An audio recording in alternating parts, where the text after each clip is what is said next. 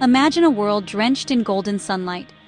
The river Nile flows, a ribbon of life through an endless desert. This was the world of the ancient Egyptians. They built magnificent pyramids that touched the sky. They worshipped powerful gods with the heads of animals. But more than anything, they were obsessed with one big idea.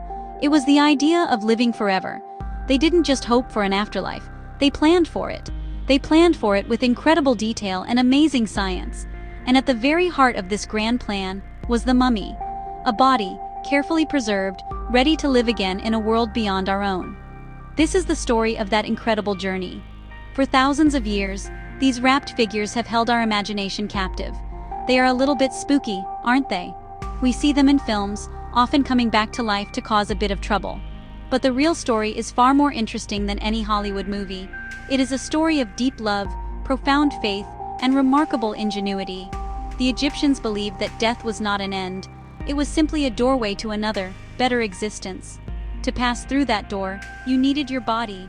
Your body was your anchor, the vessel that would carry your spirit into eternity. So, they developed a way to stop time itself, to halt the natural process of decay, and keep the body intact for all time. This quest for immortality was not just for the pharaohs, the great kings and queens. Of course, their mummies were the most elaborate, placed in the most splendid tombs. But ordinary Egyptians also dreamed of forever. Scribes, artists, and even skilled workers saved up to ensure they could have a proper burial and mummification. It was the most important investment a person could make. It was more important than a fancy house or expensive clothes in this life. Why? Because this life was fleeting, a brief moment in the sun. The next life, the field of reeds as they called it, was eternal. Getting there was everything. So how did they do it? How did they turn a fragile human body into an everlasting monument? It wasn't magic, though it certainly seemed like it. It was science. It was a careful, methodical process that took 70 days to complete. It involved skilled priests and embalmers who knew the secrets of human anatomy. They knew how to remove the parts that decayed quickly and how to dry out the parts that remained. They turned the preservation of the dead into a sacred art form. And in doing so, they left behind a treasure trove of information for us, thousands of years later, to uncover and explore. To understand mummies, we must first understand what the ancient Egyptians believed about life after death. Their vision of the afterlife was wonderfully optimistic. They imagined it as a perfect version of Egypt. The sun always shone, the crops were always plentiful, and there was no sickness or sadness. This paradise was called the Field of Reeds. But getting there was not a simple matter. It was a perilous journey filled with challenges and tests. A person's soul had to navigate a dangerous underworld, face terrifying demons, and finally, stand in judgment before the gods. Only the worthy would be granted entry into the eternal paradise. The most crucial test was the weighing of the heart ceremony. The Egyptians believed the heart was the center of intelligence and emotion, the record of a person's life. In the Hall of Two Truths, the dead person's heart was weighed on a giant set of scales. It was weighed against a single feather, the feather of Ma'at, the goddess of truth and justice. If the heart was heavy with sin and misdeeds, it would tip the scales.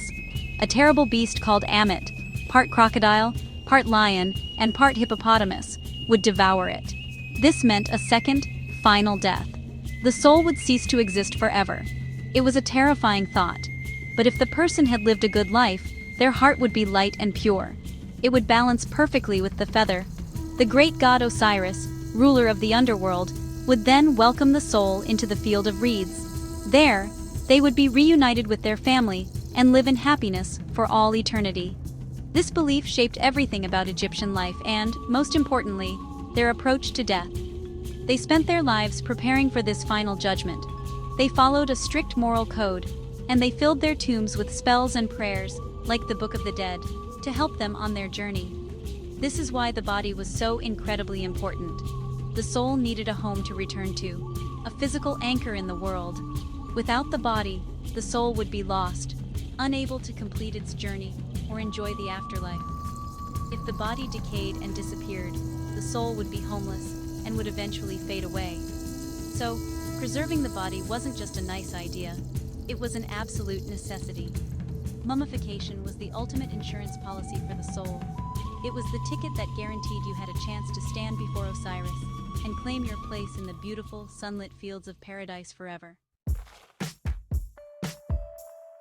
The Egyptians had a very complex idea of the human soul. They didn't believe in just one spirit. They thought it was made up of several different parts, each with its own special function.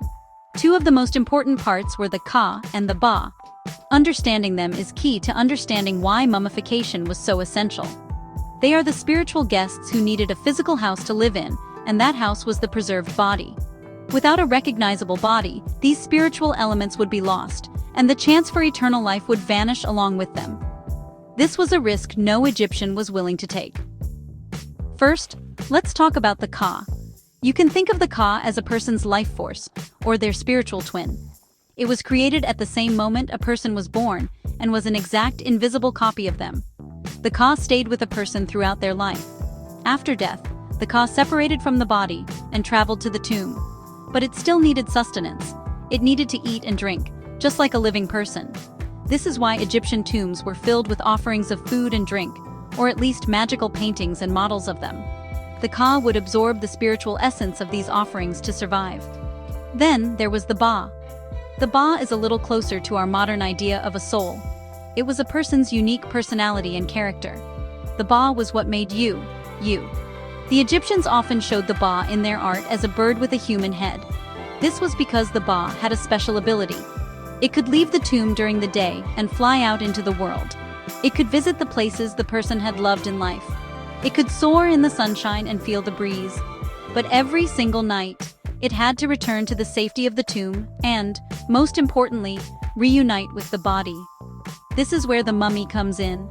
The Ba needed to be able to recognize its body. If the body decayed into a skeleton, how could the Ba find its way home? It would be like you trying to find your house if it had been completely knocked down.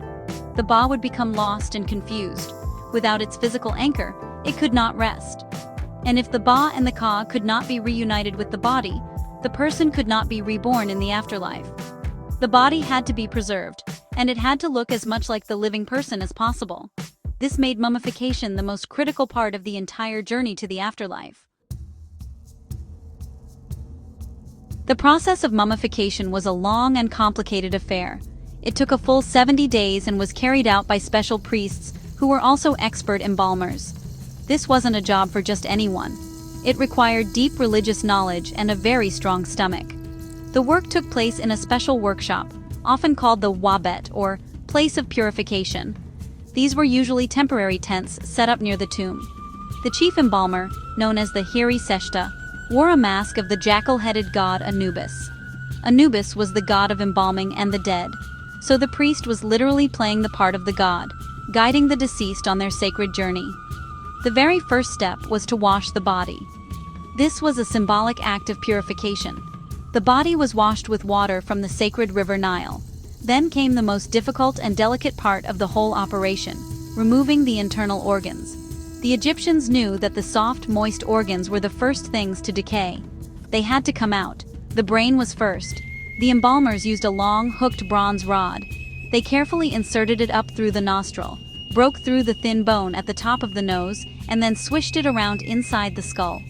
This turned the brain into a liquid, which could then drain out through the nose. Next, they dealt with the organs in the chest and abdomen. The embalmers made a small cut on the left side of the body. They used a special knife made of incredibly sharp obsidian, a type of volcanic glass. Through this incision, they would reach in and carefully remove the stomach, the intestines, the liver, and the lungs.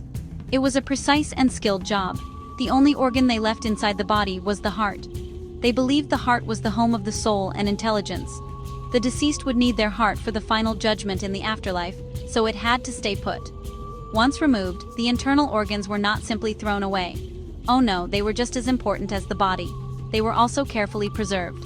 Each organ was washed, dried, and then wrapped in linen strips. They were then placed into 4 special containers called canopic jars. Each jar had a lid shaped like the head of one of the 4 sons of the god Horus. These divine sons were protectors. Hapi, with a baboon head, guarded the lungs. Duamutef, with a jackal head, protected the stomach. Kebesenuef, with a falcon head, watched over the intestines. And Imseti, with a human head, guarded the liver. These jars would be placed in the tomb alongside the mummy. With the organs removed, the real work of preservation could begin. The main goal was to remove every last drop of moisture from the body's tissues. Moisture is what allows bacteria to grow and cause decay. The Egyptians had the perfect substance for this job, a special kind of salt called natron. Natron is a natural salt found in large quantities around the edges of desert lakes in Egypt. It is a mixture of sodium bicarbonate and sodium carbonate, which is brilliant at absorbing water. It's like a super powerful version of the salt you might use to preserve fish or meat. This was the secret ingredient to creating an eternal body. The embalmers would take the empty, cleaned body cavity and pack it with bags of natron.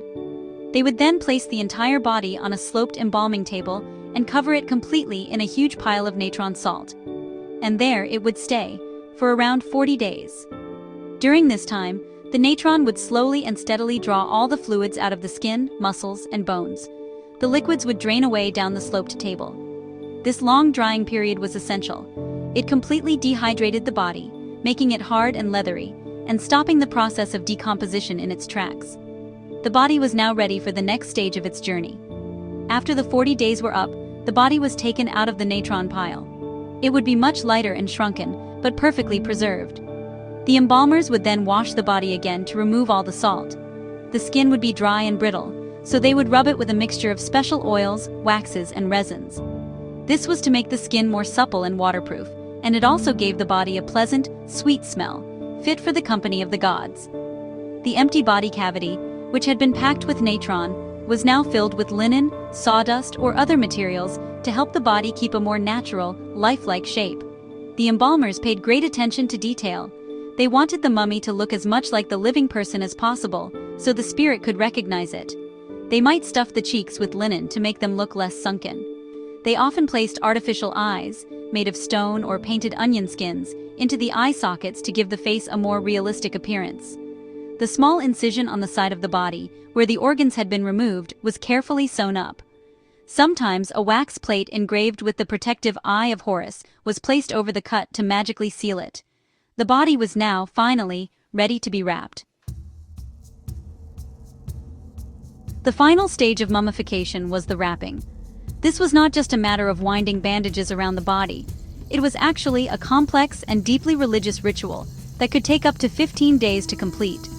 The body was wrapped in hundreds of meters of fine linen, and the process was incredibly methodical. First, each finger and toe was wrapped individually. Then the arms and legs were wrapped separately, before being bound to the body. As the priests wound the linen strips, they recited magical spells and prayers. These were meant to protect the deceased from evil spirits and help them on their journey through the underworld.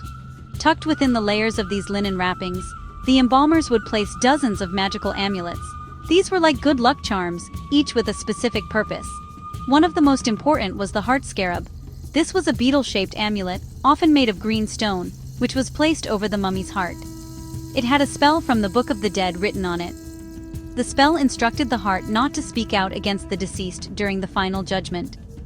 Other common amulets included the Ankh, a symbol of life, and the Jed pillar, a symbol of stability, which was often placed on the mummy's chest to help them stand up in the next life. The head and face were given special attention. A portrait mask was often placed over the mummy's head. For a pharaoh like Tutankhamun, this would be made of solid gold and precious stones. For a less wealthy person, it might be made from cartonnage, which is a sort of ancient papier-mâché made from layers of linen or papyrus mixed with plaster. This mask was not just a decoration. It was an idealized image of the deceased in their prime, and it acted as a magical substitute for the head, ensuring the spirit could always recognize its home, even if the features of the mummy changed over time. Once the wrapping was complete, the mummy was a large cocoon-like bundle. A final linen shroud was wrapped around the entire body, and it was secured with linen straps. The mummy was then ready to be placed in its coffin, or sometimes in a series of coffins. The wealthy might have a set of nested coffins, each fitting inside the other like Russian dolls. The outermost coffin was a large stone box called a sarcophagus. These coffins and sarcophagi were beautifully decorated with paintings of gods and goddesses, and hieroglyphic spells to offer protection. The 70-day process was finally over. The body was now a perfect, eternal vessel, ready for its journey to the field of reeds. For centuries, mummies were seen as objects of curiosity or even as a source of magical medicine. But today, we see them as something far more valuable. They are an incredible library of information about the past. Thanks to modern science, we can study mummies without even unwrapping them. Technologies like CT scans, computed tomography, and X-rays allow us to look inside the linen wrappings and see the skeleton and even preserved soft tissues. It's honestly like having a time-traveling medical scanner. We can learn about a person who lived and died thousands of years ago in extraordinary detail. These scans can tell us so much. We can determine the person's age at death by looking at their bones and teeth. We can find out their sex and sometimes even how tall they were. More than that, we can become medical detectives. Scientists can spot evidence of diseases. They have found mummies with arthritis, dental problems like abscesses, and even signs of infectious diseases like tuberculosis and malaria. We have learned that ancient Egyptians suffered from many of the same ailments we do. For example, CT scans of one princess mummy revealed she had severe atherosclerosis, or hardening of the arteries, suggesting heart disease was a problem even back then. The information is not just medical. By analyzing the chemical composition of hair and bone, scientists can learn about a person's diet. We know that the wealthy ate a lot of bread, meat, and beer, while the poor relied more on fish and vegetables. Sometimes the cause of death can be discovered. The pharaoh Seqenenre-Tao II, for instance, was found to have suffered horrific head wounds from multiple attackers, likely during a battle. His mummy tells a dramatic story of a king who died violently, fighting for his country. These are stories that the history books alone could never tell us with such certainty. Even the materials used in mummification tell a story. Chemical analysis of the resins and oils used on the mummies reveals complex trade routes. Some of the materials came from as far away as Southeast Asia. This shows us that ancient Egypt was not an isolated kingdom, but was part of a vast, interconnected global network thousands of years ago. Every single mummy is a unique time capsule. They are not just dead bodies, they are silent witnesses to a lost world, whispering their secrets to us across the millennia, waiting for science to give them a voice. No story about mummies is complete without talking about the boy king, Tutankhamun. The discovery of his tomb by Howard Carter in 1922 was one of the greatest archaeological finds of all time. It was amazing because it was almost completely intact. Most royal tombs in the Valley of the Kings had been robbed in ancient times, but Tutankhamun's was hidden, and it was filled with thousands of incredible treasures. And in the center of it all, nestled within a series of golden coffins, was the mummy of the young pharaoh himself. For the first time, the world saw a pharaoh, untouched for over 3,000 years. The study of Tutankhamun's mummy has been a long and fascinating story. Early X-rays in the 1960s suggested he might have been murdered by a blow to the head, but more recent CT scans in 2005 painted a different picture. They showed that he had a clubfoot and walked with a cane. Over 130 walking sticks were found in his tomb. He also suffered from a severe form of malaria. The scans revealed a bad fracture in his left leg that happened shortly before he died. It seems the young king, already weakened by disease, may have had an accident, and the broken leg became infected, leading to his death at just 19 years old. Another famous resident of the Egyptian Museum is the mummy of Ramesses the Great, or Ramesses II. He was one of Egypt's most powerful and long-lived pharaohs, ruling for 67 years and living into his 90s. His mummy is incredibly well preserved, and you can still see his distinctive hooked nose and reddish hair.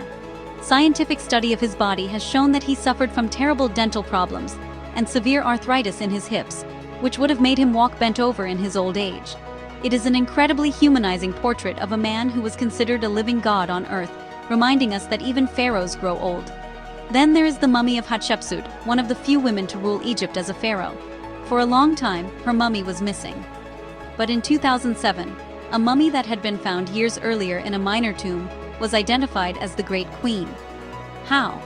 Through some brilliant dental detective work. A CT scan of the mummy revealed a missing molar tooth in its jaw. In a separate box containing Hatshepsut's preserved organs, archaeologists found a single, loose tooth. When they scanned the tooth, they found it was a perfect fit for the empty socket in the mummy's jaw. It was a 1 in a million match, and the lost queen was finally found. So what is it about these ancient bandaged figures that continues to hold such a powerful grip on our imagination?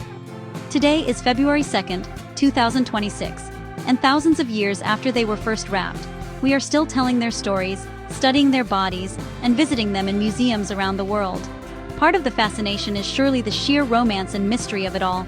The idea of hidden tombs, golden treasures, and ancient curses is the stuff of adventure stories. The discovery of Tutankhamun's tomb brought this ancient world vividly to life, and we have been captivated ever since. But I think our connection goes deeper than that. Mummies are a very direct, very personal link to the past. When you look at the mummy of Ramesses II, you are not looking at a statue or a painting. You are looking at the actual face of a man who lived over 3,000 years ago. You can see the lines on his skin and the color of his hair. It collapses time. It makes these distant historical figures feel incredibly real and human. It reminds us that behind the grand titles of pharaoh and queen, they were people, just like us, with hopes, fears, and aching joints. Furthermore, the mummy represents one of humanity's oldest and most profound desires, the desire to defeat death. The ancient Egyptians poured all of their knowledge, wealth, and faith into this one goal. They tried to build a bridge across the chasm of death, and in a way, they succeeded. Their bodies have survived the long march of centuries. Their beliefs, their art, and their stories have survived with them. When we study a mummy, we are not just looking at a preserved body. We are looking at a civilization's powerful statement of defiance against the end of everything. It's a statement that says, "We were here, and we will not be forgotten." Ultimately, Egyptian mummies teach us as much about ourselves as they do about the ancient past. They force us to think about our own lives, our own beliefs about what comes next, and what we will leave behind. They are a mirror reflecting our own mortality. The Egyptians chose to face death with elaborate planning and a profound belief in eternity. While our own methods and beliefs may be different, the fundamental questions remain the same.